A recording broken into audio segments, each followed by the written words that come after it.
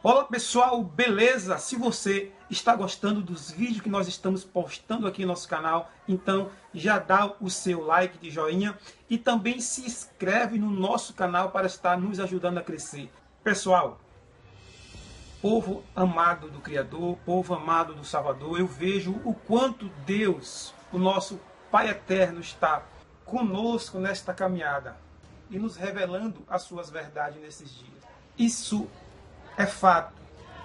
E todos já podem ver que hoje os filhos de Deus, né, está sendo resgatado novamente. Eu digo mais, que hoje é a era onde Deus está sacudindo o joio, separando o joio do trigo. E o vídeo que eu vou compartilhar aqui com você agora é de um pastor que ele fez uma pregação muito dura para a sua igreja. Mas eu diria mais que dura, mas que eles precisavam ouvir e que é a pura verdade. Muitos desses pastores de hoje não têm essa atitude, mas muitos hoje estão tomando essa atitude. Por quê? Por causa de mim, por causa de você e por causa de outros remanescentes que estão fazendo a obra do Salvador verdadeira. E o que eu vou compartilhar com você aqui agora, você vai ver isso clara, bem nítido. E esse pastor, tenho certeza que ele em breve está aí saindo dessa igreja, como ele já aconselha as pessoas a saírem. Né? Ele chamou, reuniu uma igreja e deu uma pregação muito dura, a qual eu quero compartilhar com você agora. E eu quero que você saiba que Deus está conosco nessa caminhada. Nós não estamos só. E tudo que nós fazemos nesses canais do YouTube, convocando o povo para que saia dessas prostituição, sai dela, povo meu, não é em vão. Deus está conosco nessa caminhada. E isso é gratificante quando vemos atos como desse pastor. O nome dele é pastor Ariovaldo Ramos. E eu quero compartilhar com você aqui agora nesse vídeo de hoje. Eu espero que você goste. E se você gostar, compartilha, deixa o seu compartilhamento aqui embaixo na linha nos comentários. Um forte abraço e vamos acompanhar esse vídeo. Lucas 19:1. Entrando em Jericó, atravessava Jesus a cidade. Eis que um homem chamado Zaqueu, maioral dos publicanos e rico, procurava ver quem era Jesus, mas não podia por causa da multidão, por ser ele de pequena estatura. Então, correndo adiante, subiu a um sicômoro a fim de vê-lo, porque por ali havia de passar. Quando Jesus chegou àquele lugar, olhando para cima, disse-lhe: Zaqueu, desce depressa, pois me convém ficar hoje em tua casa. Ele desceu a toda pressa e o recebeu com alegria. Todos os que viram isso murmuravam, dizendo que ele se hospedara com um homem pecador. Entretanto, Zaqueu se levantou e disse ao Senhor: Senhor, resolvo dar aos pobres a metade dos meus bens e, se em alguma coisa tenho defraudado alguém, restituo 4 vezes mais. Então, Jesus lhe disse: hoje houve salvação nessa casa, porque também este é filho de Abraão, porque o Filho do Homem veio buscar e salvar o que se havia perdido. E o outro texto que eu queria convidar você é Mateus, capítulo 16, versículo 18. Também eu te digo que tu és Pedro, e sobre esta pedra edificarei a minha igreja, e as portas do inferno não prevalecerão contra ela. Bom, o meu tema é se a igreja responde às perguntas dos brasileiros, não é isso? É pergunta, questões. Eu li umas 10 vezes esse negócio, mas eu não guardei. Mas a ideia é essa: se a igreja, como é que é? Tá aqui, ó. O cristianismo brasileiro responde às perguntas do povo brasileiro. Então a minha resposta a essa pergunta, se o cristianismo brasileiro responde às perguntas do povo brasileiro, é sim e não, depende, talvez. Por quê? Porque se olhar de um determinado ponto de vista, responde. Responde. Porque o que é o povo brasileiro? O povo brasileiro é um povo que quer ficar rico.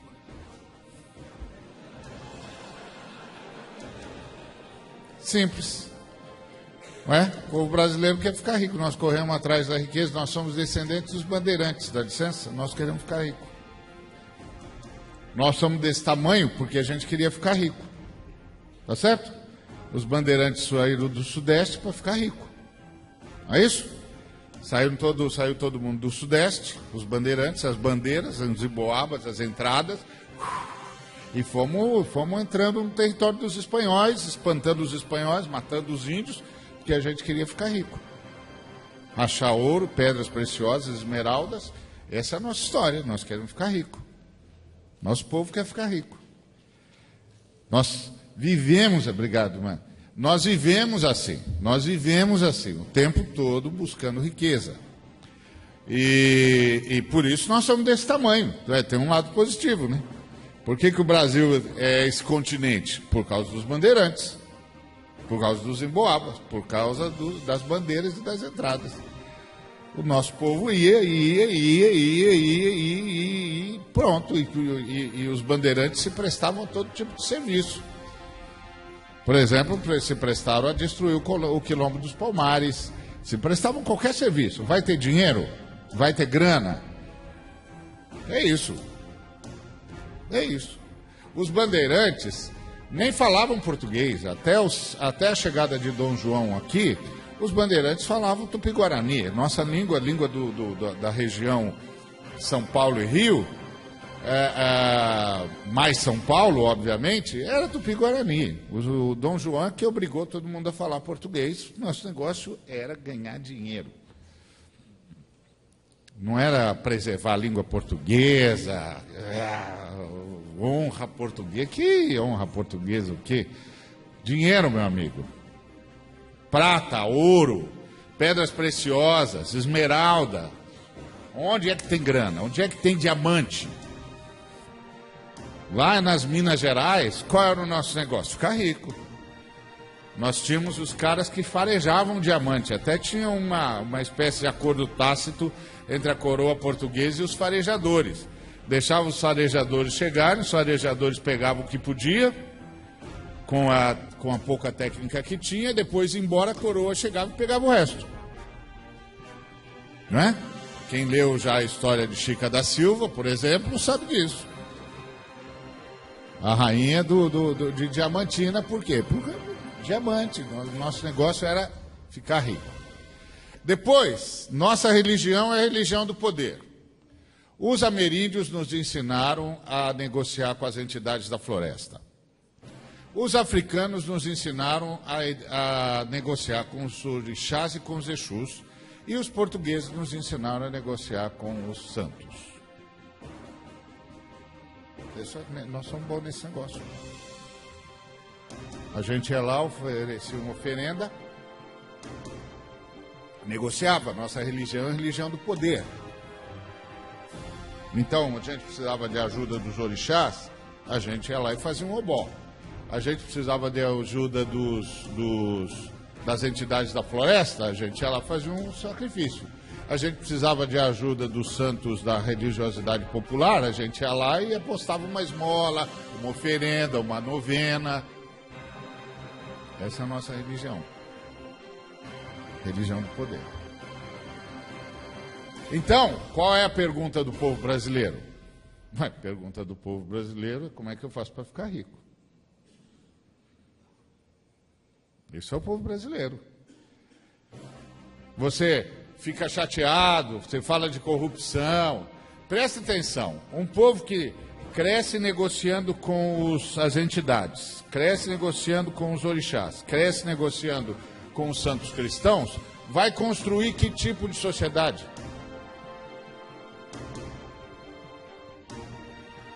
Que sociedade você estava esperando que a gente ia construir? Nós vamos construir a sociedade que eu compro.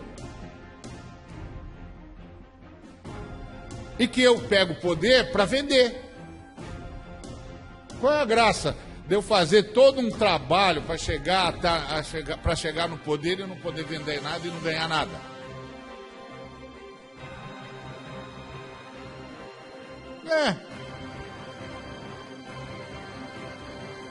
Um bocado de nós aqui ficaria escandalizado até um tempo atrás, escandalizado entre aspas, né? Porque o presidente da República, por exemplo, ganhava o quê? 11 mil reais. Quem é que acreditava que o presidente ganhava 11 mil reais? E como o salário do presidente da República é o salário maior, não pode ter servidor público com salário maior do que ele, então todo mundo ganha menos que 11 mil. Quem aqui acredita que todo mundo ganha menos que 11 mil? Por que que nós não acreditamos? Porque na nossa lógica é o seguinte, o cara não vai chegar ao poder para ganhar 11 mil, tá certo? Você está brincando comigo? O cara gastou 90 milhões para ser presidente da República, para ganhar um salário de 11 mil? Em favor do povo? Quem acredita nisso? Mas nós achamos que a corrupção é um problema. E é mesmo. Mas você não está percebendo que nós criamos toda uma estrutura para a corrupção? Você sabe quantos artigos tem a nossa Constituição? Você sabe quantas dificuldades tem nas nossas leis? Você sabe quão difícil é fazer qualquer coisa seguindo absolutamente a lei no Brasil? Por que você acha que é assim? Você cai no conto, como eu caio no conto, que é o Zezinho que é corrupto. A estrutura é corrupta. O sistema foi feito para a corrupção. A nossa história é uma história de corrupção. A nossa história é uma história de negociação. A nossa história é uma história de troca. Eu pago, eu recebo. Eu pago para os orixás, eu pago para as entidades, eu pago para os santos. Que sociedade você acha que a gente ia construir? Quem botou na sua cabeça essa sociedade idílica? Onde tem isso? Desde 1500, onde é que tem isso? Por que você acha que os novos partidos vão ser diferentes? Está na estrutura. Nem você acredita que o cara vai ser presidente da República, governador do estado do Rio de Janeiro,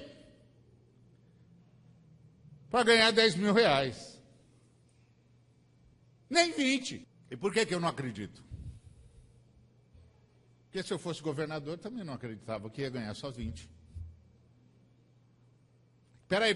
Quer dizer que eu dou uma assinatura que movimenta 4 bilhões de reais e eu ganho 20 mil? Está no bojo da cultura brasileira. Então, nesse sentido, a igreja responde o anseio a igreja, o cristianismo brasileiro responde as perguntas dos brasileiros? Responde, positivamente. Por quê? Porque nós temos uma igreja que, ao invés de converter Zaqueu, se converteu a Zaqueu. E não é só neopentecostal, não. Vai em qualquer igreja nesse país e vê como é que os ricos são tratados. Escolhe a denominação. Da mais tradicional, cheia de honra e circunstância, até a mais doida. Nós temos umas doidas por aí. Eu canso de ouvir cara dizendo para mim, aquele cara é o doutor fulano de tal, ele é muito generoso. Generoso uma ova, ele é abençoado e tinha de abençoar, que generoso. Generoso você é com o que é seu. Você não tem nada, você é de Jesus Cristo, tudo é de Jesus Cristo, você é generoso com o quê? Você se converteu ou você não se converteu? Vai visitar qualquer igreja brasileira e pergunta quem são os donos da igreja. Os caras vão dizer para você quem é que manda na igreja. São os maiores dízimos. E vai falar com um cara bom de dízimo e ver se ele não vai tratar você como se ele fosse seu chefe. Qual é, meu amigo? Nós estamos no Brasil. Do que é que você acha que nós estamos falando? A gente dá umas explosõezinhas de vez em quando contra a corrupção, mas chama o irmão abonado de seu senhor, de seu doutor. Dá para ele os melhores lugares. Ele tem um voto mais poderoso na Assembleia do que qualquer um. Que nome você dá para isso? O nome que o dicionário dá para isso é corrupção. É a mesma coisa. Nós estamos enganando quem? Nós estamos enganando quem? Como é que é quando chega o irmão com um carrão importado? Ele é o cara abençoado. E quando chega o irmãozinho que veio de ônibus? É o sujeito que não tem oração nenhuma que aguente ele, porque Deus não responde nada para esse moço. O nome disso é corrupção. Corrupção da fé, corrupção do cristianismo, corrupção da palavra de Deus, corrupção da mensagem de Jesus. O nome disso é corrupção. Nós vivemos dizendo que os mais abençoados são os que têm mais. E o nome disso é corrupção. Isso não é a igreja de Jesus. Isso não é a igreja do sujeito que nasceu numa manjedoura.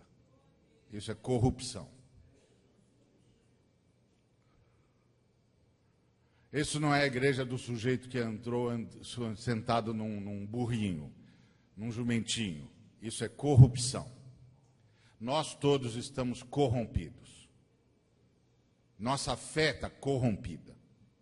Nossa pregação está corrompida.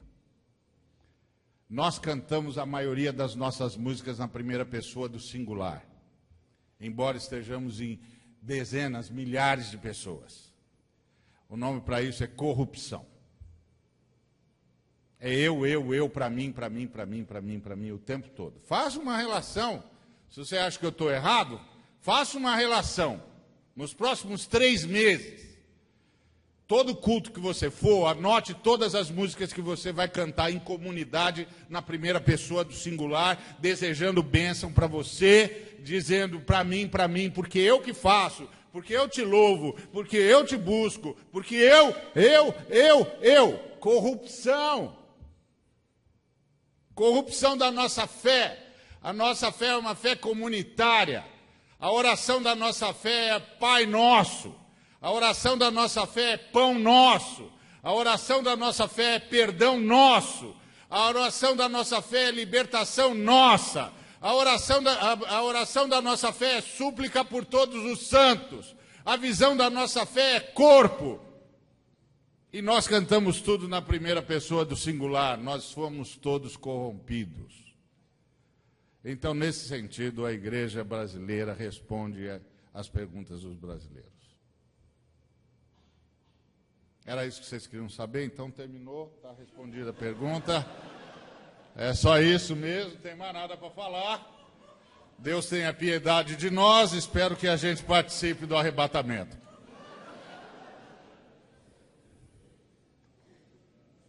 Esse é o ponto. Porque a grande pergunta é, nós estamos enganando a quem? A quem? Nós estamos mentindo para quem? Para Jesus? É impossível mentir para Jesus. Então nós estamos mentindo para nós mesmos.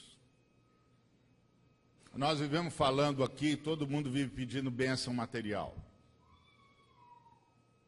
E todo mundo vive medindo a sua fé pela bênção material. E todo mundo vive medindo o que tem para saber se foi abençoado. Sabe qual é o nome que tem isso na Bíblia? Corrupção. Porque o Senhor é meu pastor e nada me faltará, não é porque me dá tudo, mas porque me tira de mim o que precisa ser tirado. Primeira coisa que ele tira de mim é a insaciabilidade. Ele me faz descansar em pastos verdejantes.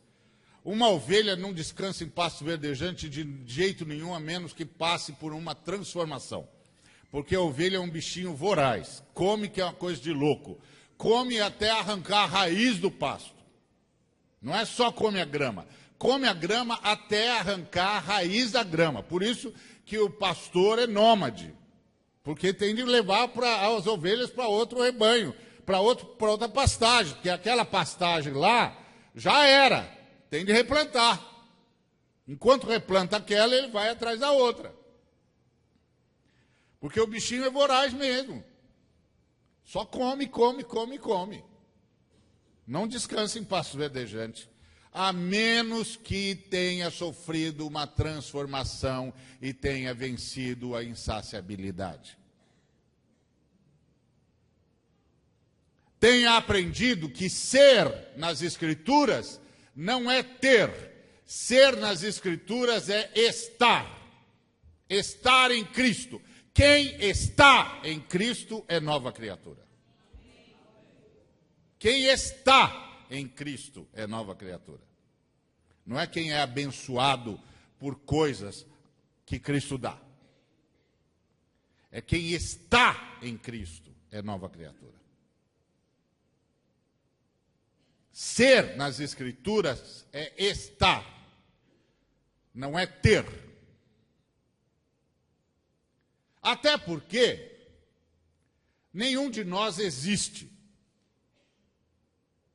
Não é que a gente é uma ilusão de ótica. Não, também não chega a tudo isso. É que todos nós subsistimos. Quem existe é a Trindade. Só a Trindade pode dizer eu sou. No máximo, nós todos podemos dizer eu estou. E ainda bem que a gente é latino, porque nas línguas latinas dá para falar. Eu estou. Estou sustentado pela Trindade, você também. Eu não existo, você também não. Nós subsistimos. Porque eu não tenho como bancar a minha existência. Eu não tenho como bancar o próximo minuto. É verdade que eu já marquei a agenda para amanhã, para depois, para daqui a um ano. Mas é um exercício de esperança. Porque eu não tenho como saber se vou estar vivo daqui a um minuto, porque eu não banco a minha existência. Eu não banco. Então, tudo que eu digo é um exercício de esperança. Por isso que o Tiago disse, diga se Deus quiser. Não é diga se Deus... Só que não dá para dizer. O Tiago vai me perdoar, mas não dá para dizer. Porque você diz, se Deus quiser, o irmão diz, não, ele vai querer sim. Ele pensa que você está tirando o corpo fora. Ele pensa que você está tirando o corpo fora. Que você já está jogando tudo nas costas largas de Deus. Que você já está dizendo para ele assim, não, é que eu não vou, mas se Deus quiser eu vou. Então eu já estou dizendo, ele não vai querer, eu não vou ir. Não. O que Tiago disse é, diga, se a Trindade permitir que eu continue aqui até lá, no que depender de mim eu vou. É isso que o Tiago está dizendo. Porque eu subsisto na Trindade. Eu não sei se a Trindade vai me bancar até amanhã. Eu não sei quanto tempo a Trindade ainda vai me bancar. Porque a Trindade avisou a todos nós que nós somos pó e vamos voltar para o pó.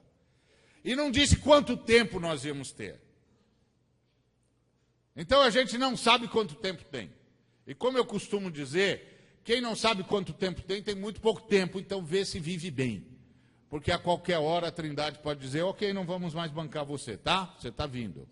Não vamos bancá-lo aí, nessa dimensão. Vamos bancá-lo aqui enquanto você espera a ressurreição. Esse é o fato, essa é a nossa fé. A nossa fé não tem nada a ver com esse capitalismo estruturado em que todo mundo programa tudo para 40 anos. A nossa fé é uma fé vivida a cada dia. É a fé do maná. Tem para hoje. E é a fé da comunidade. Tem para todos. Se tem para mim, tem para todos. Quem ora o pão nosso de cada dia se oferece para ser a padaria de Deus. Tudo é de Deus. E tudo que é de Deus é para o povo de Deus. E é para o bem da humanidade. Eu não tenho nada. Tudo é nosso. Porque tudo é de Deus. E tudo de Deus é para o bem do seu povo e para o bem da humanidade. Mas nenhum de nós vive assim. Porque nós somos corrompidos. Nossa fé é capitalista, nós somos corrompidos. E não pensa que a fé socialista é a fé dos cristãos. A fé dos cristãos é a fé do jubileu. É outra história. Nós não vamos entrar aqui nesse mérito, porque eu não vou ficar falando de economia aqui, até porque eu não sou o cara próprio para falar disso. Mas nós não somos nem comunista, nem capitalista, nós somos do jubileu. Tudo para todos e todos trabalhando por todos. Isso é jubileu. É outra realidade. É outra mensagem. Mas nós nem estudamos o jubileu. Se eu saísse perguntando por tudo quanto é igreja que eu vou, oi, pessoal, quem é que já estudou aí o jubileu? O que é o jubileu? Eu não ia fazer isso com os irmãos, não vou fazer isso com os irmãos. É um negócio feio, não quero fazer nenhum irmão passar vergonha. Então, nesse sentido, a igreja, o cristianismo brasileiro responde sim, senhor, às perguntas dos brasileiros, porque a pergunta que o brasileiro faz é como faz para ficar rico? E nós respondemos, vem para a igreja, dá uma boa oferta, não falta em nenhum culto, dá oferta mais não sei o que lá, leva a toalhinha, leva o martelinho, leva a rudinha santa, ou a rosinha ungida, ou então dá o dízimo corretinho, o Senhor abençoa os que são fiéis, se você não der, Deus não vai te abençoar, você não vai ficar rico. Isso não é a fé cristã. Isso não é fé cristã. A fé cristã é essa que o Zaqueu levou um choque. Entrou em contato com Jesus e disse, eu me arrependo. Eu vou repartir. Eu vou repartir, eu sei, eu tenho demais, eu já entendi. Eu vou repartir. E todo mundo que eu lesei, eu vou pagar 4 vezes mais. A fé cristã é essa. A fé cristã é a fé de Jesus dizendo pro Pedro, é sobre essa pedra que eu vou edificar a minha igreja e as portas do inferno não prevalecerão sobre ela. E qual é a pedra? A pedra é, tu és o Cristo, filho do Deus vivo. A igreja é o grupo de pessoas que segue Jesus pelo que Jesus é e não pelo que Jesus pode. Esse é o ponto. O que é a igreja? A igreja é o grupo de pessoas que segue Jesus pelo que Jesus é e não pelo que Jesus pode. E o que Jesus é? Jesus é Deus que veio em carne e osso para nos libertar. E Deus a gente adora. E adorar é imitar. A gente imita Jesus.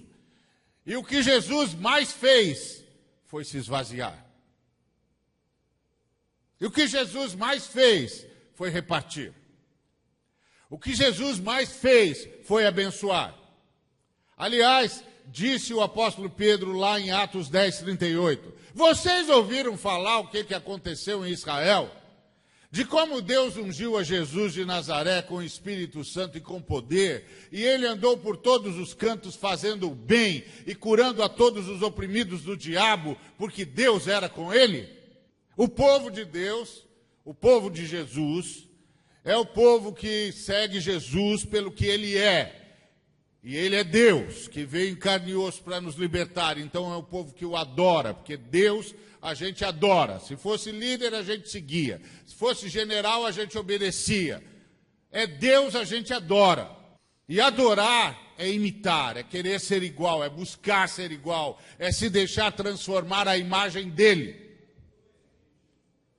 E o que mais caracteriza a imagem dele é esvaziar-se, é doar-se, é repartir, é abençoar, é curar, é andar por todos os cantos fazendo o bem e curando a todos os oprimidos do diabo, porque Deus era com ele. Essa é a fé cristã. A fé da construção de templos, etc., é a fé dos pagãos. Os pagãos precisam de templos porque o Deus deles vive a deriva no tempo aí, na invernada, é uma coisa horrível aqueles deuses deles. A Trindade, o Deus que se revelou em Cristo Jesus, não precisa de templo, porque senta-se no céu e descansa os pés na terra. Não tem templo para ele. Ele não cabe em lugar nenhum, porque todas as coisas estão dentro dele. Ele não precisa de templo. Templo é uma invenção pagã, mas se a gente não vai se não tiver estacionamento. E a gente não fica se não tiver ar-condicionado. Eu não penso que eu não gosto de ar-condicionado. Claro que eu gosto, não sou bobo. É claro que eu gosto, como não gosta. Mas não é para a glória de Deus que tem ar-condicionado, é para a minha glória. Que eu não gosto de suar, detesto. Então, para a minha glória tem ar-condicionado. Não é para a glória de Deus. Deus não precisa disso. Está errado? Não, só basta dar o nome às coisas como elas são. Não vem com essa história, nós estamos fazendo para a glória de Deus. Glória de Deus uma ova, xará. Glória de Deus uma ova. Deus nem precisa desse negócio, rapaz. Olha a grana que você está pondo nisso aí, enquanto tem gente morrendo de fome para tudo quanto é canto. Se toca, Zé. Você está fazendo isso porque você não quer tomar chuva enquanto canta. Tá bom, eu também não quero. Mas isso não é a fé cristã. A fé cristã é a fé da doação, é a fé do esvaziamento, é a fé da partilha. E isso não responde à pergunta dos brasileiros. Mas isso salvaria os brasileiros. Isso salvaria os brasileiros. Isso salvaria os brasileiros da corrupção. Isso salvaria os brasileiros do sobrepreço. Isso salvaria os brasileiros do custo Brasil. Isso salvaria os brasileiros de um país que é milionário, bilhardário, uma das 5 maiores economias do mundo e tem de conviver com gente morrendo de fome e com gente que não tem lugar no hospital. Isso salvaria o Brasil. Mas não vai salvar. Porque isso não está no cristianismo brasileiro. O que está no cristianismo brasileiro é a mesma coisa que está no INSS. O que está no cristianismo brasileiro é a mesma coisa que está entre os homens brasileiros que têm e que não têm ótimos planos de saúde. Porque aqui também é assim. Quem tem manda, quem não tem espera lá embaixo. Quem tem marca com o pastor a hora que quiser. Quem não tem certos pastores, ele nunca vai ver. Nunca vai subir no gabinete dele. Porque agora ele é famoso.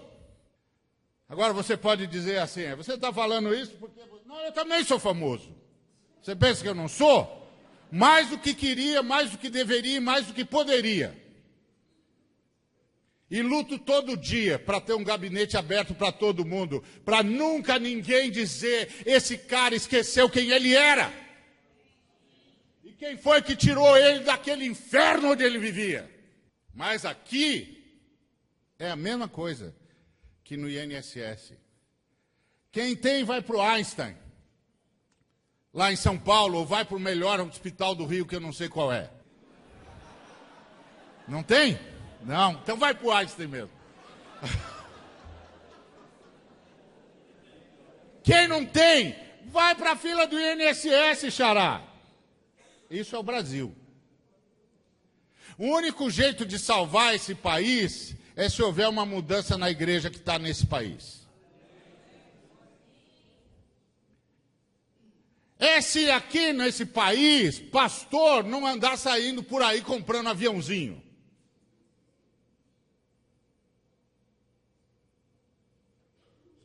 É o único jeito de salvar esse país.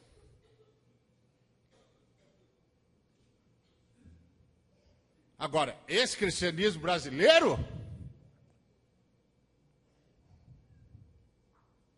esse cristianismo das torres de marfim, das catedrais de mármore, dos pastores de jatinho particular, esse cristianismo é o Brasil assumido e piorado. Então, esse cristianismo responde a pergunta dos brasileiros. Como é que faz para você ficar rico? Vira pastor. Monta a sua igreja. Vai lá e fica rico. Você vai parar de andar de corcelzinho. Está entendendo? Então, a pergunta que vocês fizeram está respondida. Responde a pergunta dos brasileiros? Responde. Os brasileiros querem ficar ricos.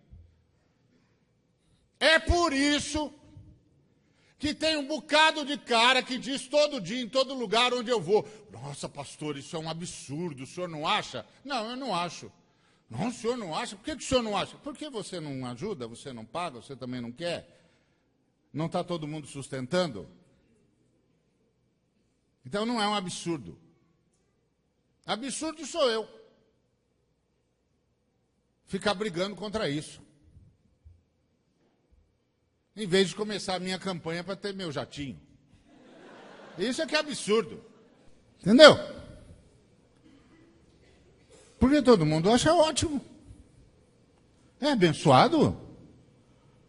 O cara tem 3 helicópteros, um jatinho, uma fazenda com 10 mil cabeças de gado. Ô, glória, aleluia, é abençoado. Todo mundo vem para frente para falar da bênção que recebeu e não da bênção que repartiu. Isso não é a fé cristã. Mas isso é o cristianismo brasileiro. E não é só lá, não. Vá em qualquer denominação tradicional que se orgulha de ser reformada. E você vai ver a mesma coisa. Nós fomos corrompidos. É isso. E por isso nós não estamos salvando o Brasil.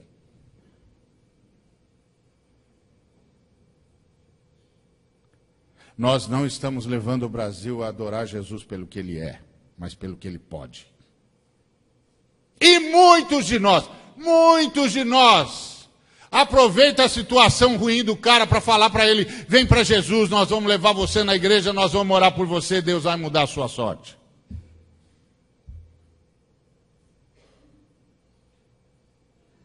A maioria de nós não sabe pregar a partir da graça, só a partir da desgraça.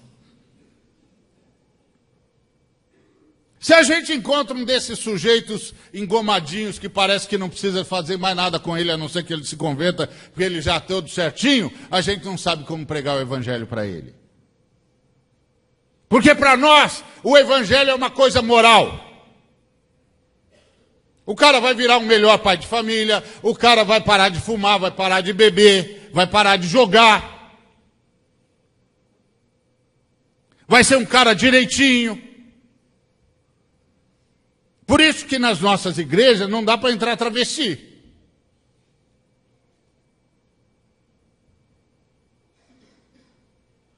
Meu Deus do céu, se a gente sai aí na rua, prega o evangelho, um danado de um travesti, entrega a vida para Jesus e vem com a indumentária dele para o primeiro culto da vida dele. É o primeiro e o último, meu filho. Você não respeita as famílias, não? Isso não é fé cristã. Isso é outra coisa, eu não sei o que é. É uma religião boa. Talvez, não sei. Quem sabe? Mas isso não é fé cristã. Mas não foi isso que Jesus fez, não foi isso que Jesus ensinou e não foi assim que os apóstolos viveram.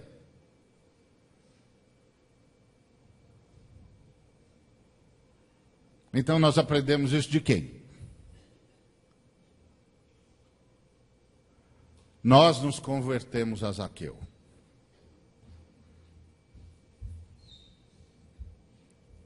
Por isso nós somos mantenedores do status quo.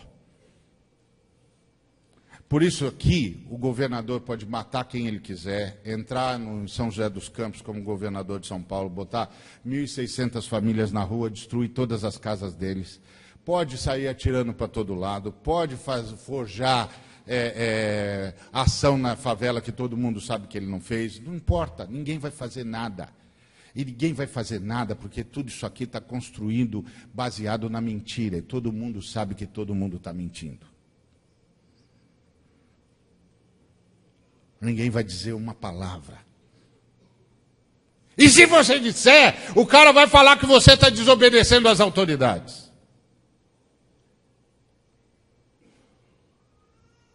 Isso não é fé cristã.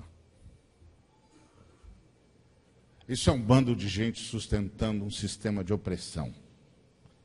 E sustentando um sistema de opressão em nome de Deus.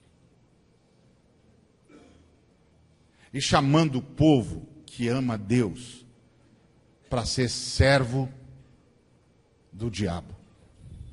Para ficar calado diante da injustiça, para se contentar em ser gente boazinha e não gente transformada.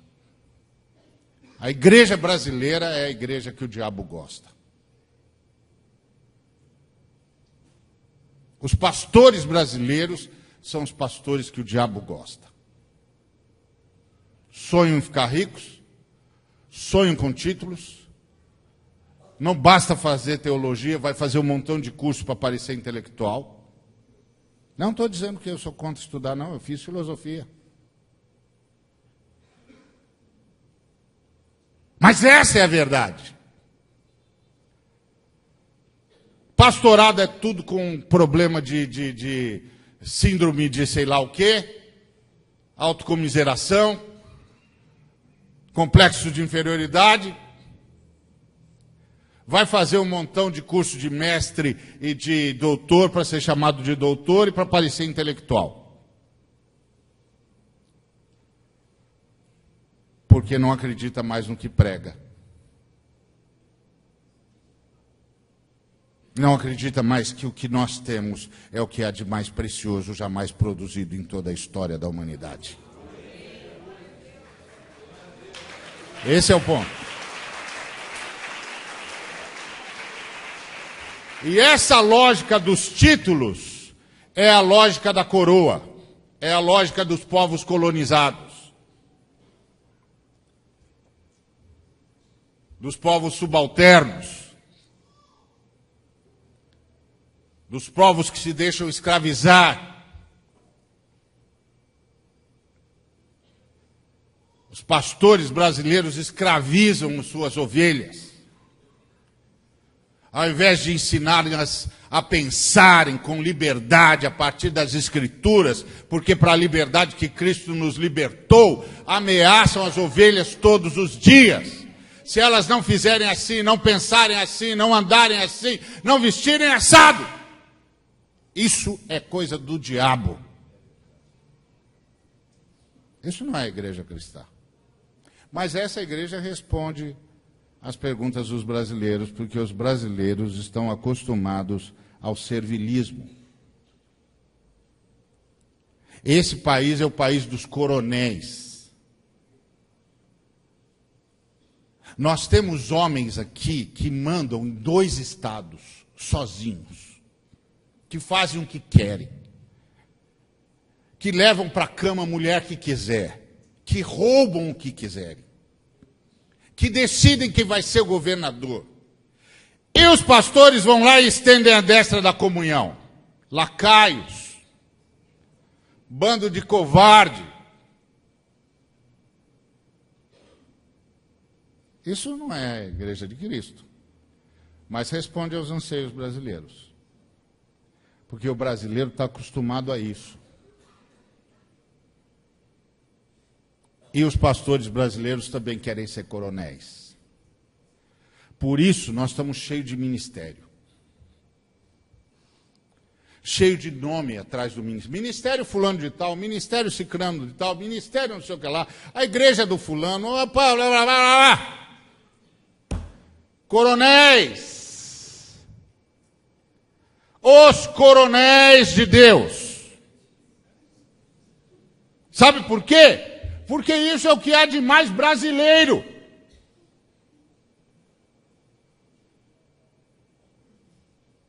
Esse é o jeito brasileiro.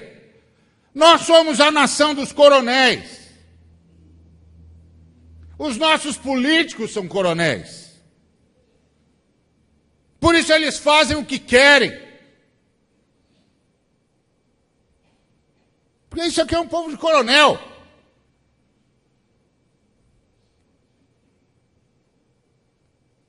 Agora são os pastores também. Os nossos coronéis. Eu sou um dos 12 do Terra Nova. Estou ligado a um bom coronel, tá certo? Não, eu gosto do Silas Malafaia. É outro bom coronel. Não, eu acho que o melhor é o Edir Macedo. Esse é um coronelzaço. Mas tem o Valdemiro também.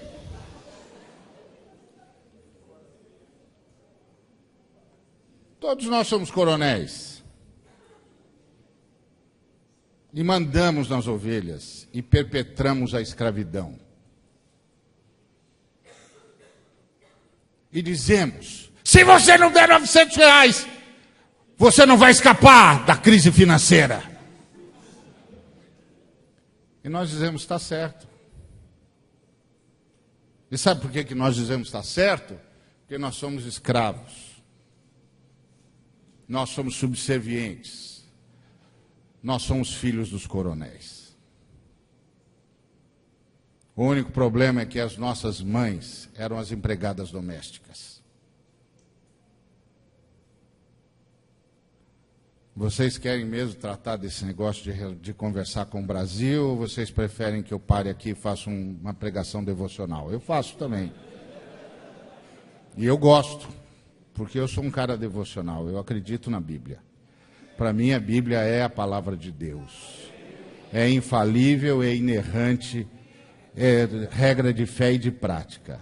E eu faço devocional todos os dias. Eu amo a Bíblia. E eu amo orar. E eu amo tudo que está escrito na Bíblia. Eu amo Jesus Cristo como você. E faço devocional, sim, senhor. Então eu posso fazer. Eu gosto também. Mas vocês me fizeram uma pergunta. Se o cristianismo brasileiro responde à pergunta dos brasileiros. Responde. O problema é que não devia responder. Porque nós brasileiros precisamos de libertação. Nós brasileiros precisamos nos livrar dos coronéis. Nós brasileiros precisamos nos livrar da injustiça. Nós brasileiros precisamos nos livrar dessa miséria. Nós brasileiros precisamos nos livrar desses homens que não respeitam os nossos casamentos nem as nossas mulheres. Nós brasileiros precisamos nos livrar da corrupção. Nós brasileiros precisamos nos livrar do custo Brasil. Nós brasileiros precisamos nos livrar de empresários fraudulentos e corruptores e de homens públicos corruptos e corruptíveis. Nós brasileiros precisamos parar de achar graça na miséria, de achar graça nos coronéis. Nós brasileiros precisamos parar de achar graça nos líderes nacionais que são verdadeiros coronéis, tão pecadores, tão pagãos, tão imundos quanto. E que acham porque são presidentes das porcarias das denominações deles, porque Jesus Cristo morreu por denominação nenhuma, eles também podem fazer o que eles quiserem. Mas eles não podem, porque isso aqui é a fé em Jesus Cristo. Jesus Cristo é Deus. Deus a gente adora. E Deus disse que não era para fazer assim. Eles não podem. Não, mas ele é irmão. Irmão, uma ova. Se ele é irmão, se ele não é irmão, esse departamento de Deus. Meu departamento é como ele está fazendo.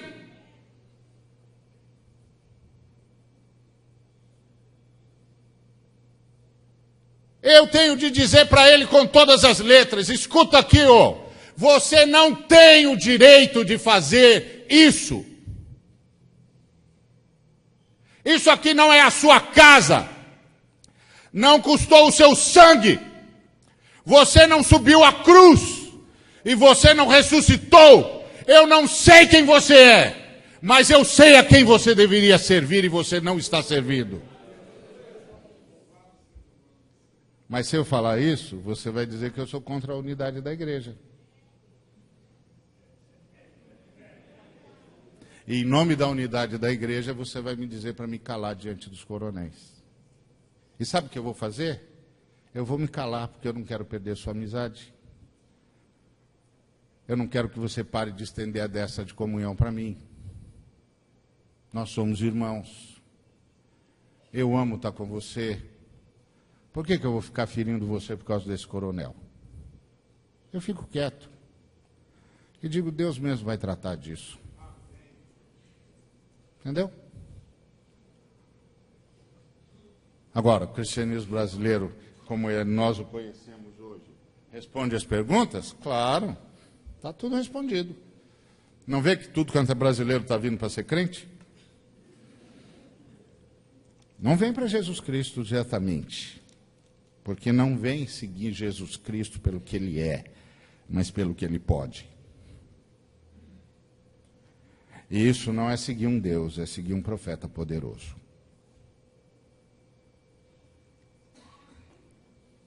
Tem uma cena nas Escrituras que é muito triste. As pessoas descobriram que bastava tocar nas vestes de Jesus que elas eram curadas. Aí Jesus não podia mais descer do barco. Porque ele descia do barco e as pessoas pulavam em cima dele.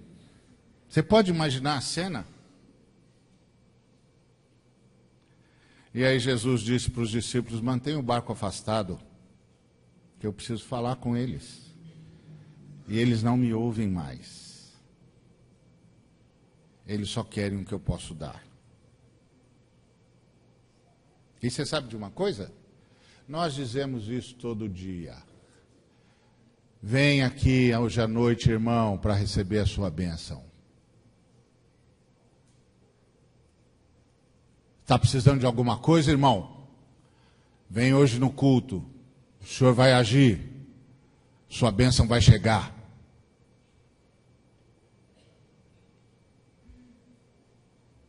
Vem tocar em Jesus, irmão.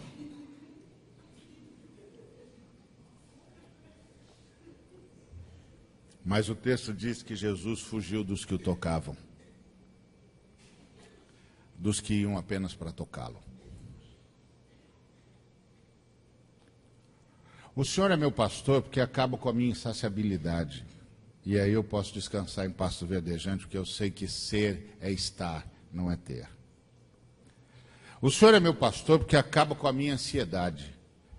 Eu posso ir para as águas de descanso, porque eu não tenho de ficar controlando tudo e olhando toda hora para ver o que está acontecendo aí nas minhas costas. Porque eu sei que estou nas mãos do Senhor.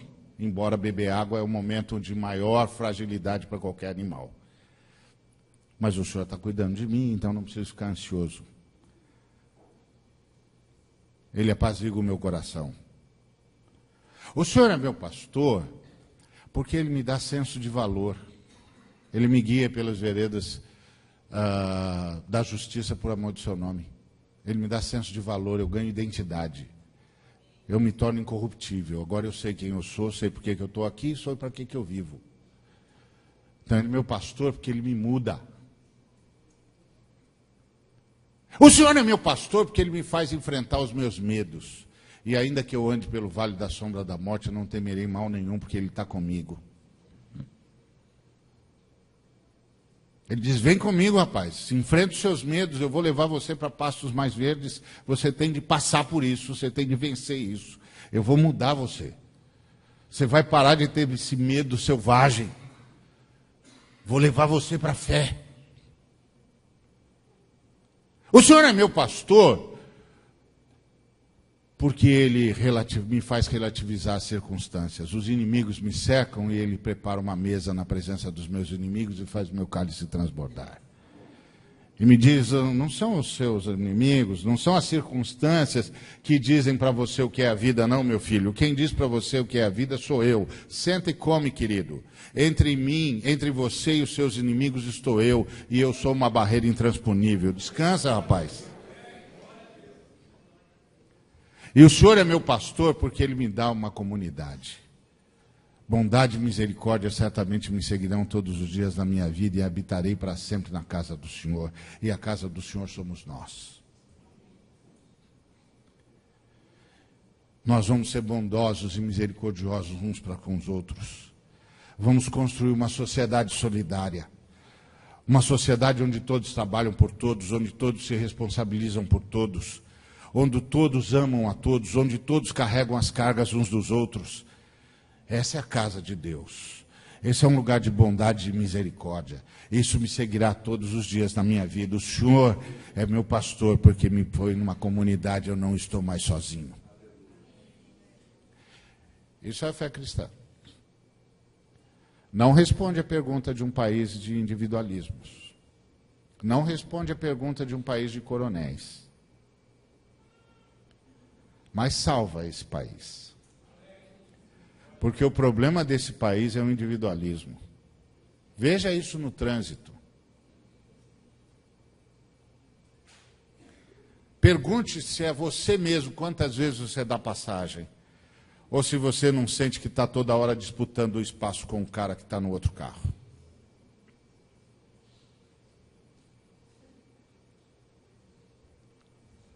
Esse país precisa ser salvo, irmãos. Esse país precisa ser salvo. E nós não estamos fazendo isso. Nós estamos sacralizando a perdição desse país. Nós estamos sacralizando o mau jeitinho brasileiro. Porque tem o bom jeitinho brasileiro, que é o jeitinho da criatividade. Mas tem o mal. E nós estamos sacralizando o mau jeitinho. Nós não vamos a lugar nenhum assim não, irmãos. Nós vamos encher a igreja de gente. Mas é a igreja construção, não é a igreja de Cristo. Mas nós vamos encher de gente. Quem é que não quer ficar rico com as bênçãos de Deus? Quem é que não quer ser coronel com as bênçãos de Deus? Quem é que não quer continuar explorando as pessoas com as bênçãos de Deus? Quem é que não quer sustentar a injustiça com as bênçãos de Deus? Quem é que não quer ser coronel e vir à igreja e sentar no púlpito porque é um coronel? Quem é que não quer comprar cargo de presbítero com dinheiro? Em nome de Deus.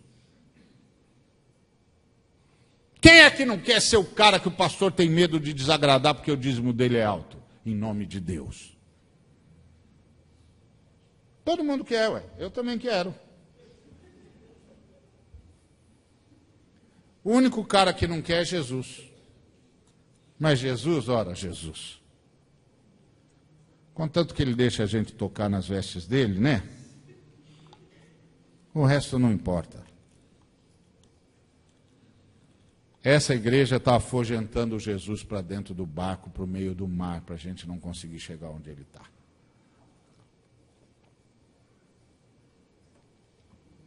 Dá para mudar? Dá. Começa com o nosso arrependimento. Começa com o meu arrependimento. Com o arrependimento de todos nós. Começa com a partilha. Com abrir mão do que tem. Com repartir. Começa assim. E você pode perguntar, você está aí falando? Eu faço isso, sim, senhor. Senão eu não subi aqui para falar.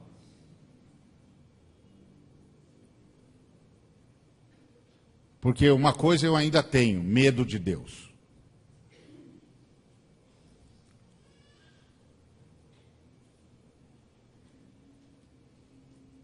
Esse é o ponto. Se nós não formos por esse caminho, nós não vamos salvar a fé cristã nesse país. Se nós formos pelo caminho da acumulação, nós não vamos salvar a fé cristã nesse país. Não vai ter nada aqui.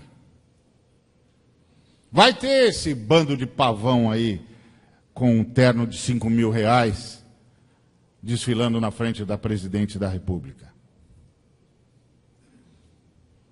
Isso não é igreja, isso aí não é nada. Isso aí é uma porcaria. E é a pior das porcarias. Porque isso aí tem como Deus o Eike Batista. E não o homem da manjedoura. Então, o cristianismo brasileiro responde a pergunta dos brasileiros, sim. Porque as perguntas dos brasileiros é uma só. Como é que faz para ficar rico? A gente deu uma sugestão legal e ainda com a bênção de Deus, então está tudo certo. Mas essa igreja não salva o Brasil. A igreja que salva o Brasil é a igreja que faz o Zaqueu não conseguir ficar de pé. Que faz o Zaqueu sentir que está em pecado.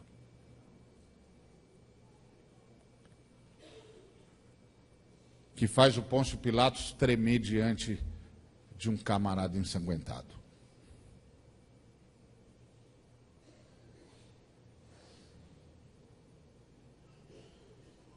Essa igreja, sim, vai salvar o Brasil. Mas essa igreja aí, cheia de benesse, elegendo vereador, deputado para ter teto para a igreja, terreno para não sei o quê, isso é o que o Brasil sempre foi, clientelista. O Brasil sempre foi isso. Mudou o quê?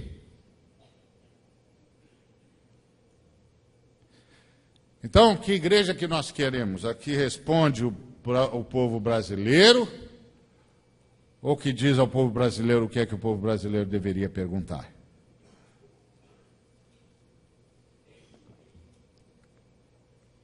E que salva o povo brasileiro. Salva dessa opressão maligna, dessa miséria emocional, cultural,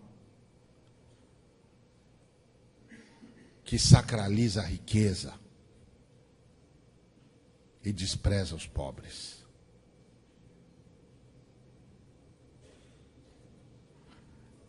É isso aí, irmãos. Já que vocês perguntaram, está respondido. Não precisa ficar bravo comigo, porque eu vou embora. Você vai fazer o que você quiser mesmo, fica tranquilo. Não fica pensando que Deus vai pesar a mão sobre você. Não vai pesar a mão, porque agora é a época da reconciliação. Deus está em Cristo reconciliando consigo o mundo e não imputando aos homens as suas transgressões. Tudo que Deus vai fazer é o que Ele tem feito todo dia comigo e com você, que é, meu filho, se arrependa. Ainda tem uma oportunidade de você se arrepender. Você não precisa se arrepender, porque Ele vai continuar te abençoando, porque Ele abençoa de graça. E abençoa por graça. Você não compre o meu CD. Bobagem você levar essa mensagem para casa. Para que isso? Você já não ouviu? Já não está bom? Já não é dor suficiente para uma noite só? Vai levar isso aqui para casa para quê? Não leva nada, rapaz. Deixa isso aí. Tem outros irmãos bons aí que esses aí vale a pena comprar. Não me compra, não. O que eu estou falando não significa nada. Porque isso não vai mudar nada. É só uma palavra de profeta.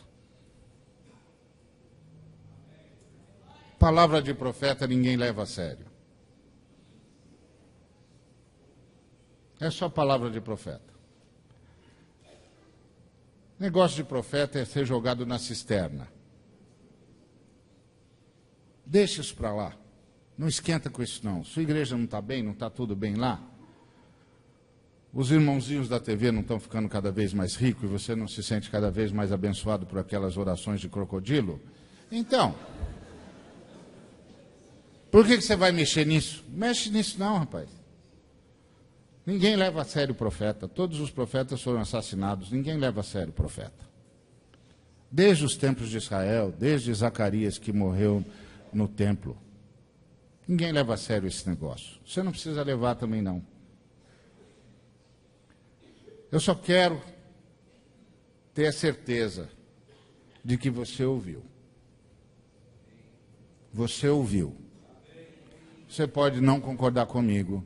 Você pode dizer, imagina, esse cara vive do quê? De brisa. Você não está vendo que eu vivo de brisa?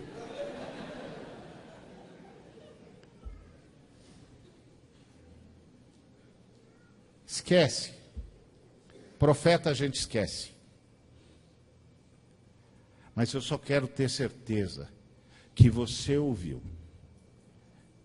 E que quando nós chegarmos diante do grande rei, você não vai poder dizer, nenhum pastor me disse o que estava acontecendo.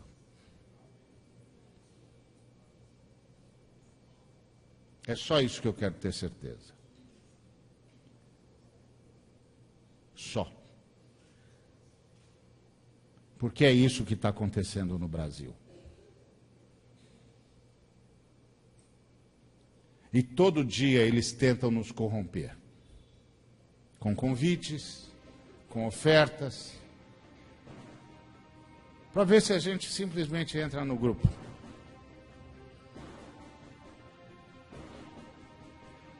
Nós precisamos salvar esse país, irmãos. E eu vou dizer uma coisa para você. Só Jesus Cristo pode salvar esse país. E só pode fazer isso através do povo dele. Só nós temos em nós poder suficiente para escapar dessas garras malignas que aprisionam essa nação.